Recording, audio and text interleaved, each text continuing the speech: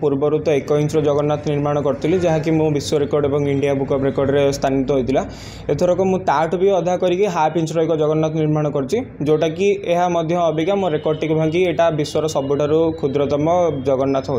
मोहम्बती को तरल करने को पड़ता है और हाथटी निर्माण करने मोहम्बती तो पॉसिबल हो पार ना तेणु से डीएसएल काठर व्यवहार कर छोट जिनस खर्च करने मत पाखापाखि 10 ରୁ 15 टଙ୍କା लगी करने गोटे दिन समय लगी। तो विरल रथयात्रा एथर 2 दिन रथयात्रा होगा जाऊँगी। ठाकुर आमर पहंडी करके राति आसवे और तापर दिन रथयात्रा हम तेणु ये आम पीढ़ी एक माने एक अद्भुतपूर्वक यहाँ गोटे आमको आकर्षणीय होगा जाऊँगी कारण आमर जहाँ पूर्वर होता 1971 मसीह एथरक होगा जाऊँगी तेणु यह एक विरल रथयात्रा।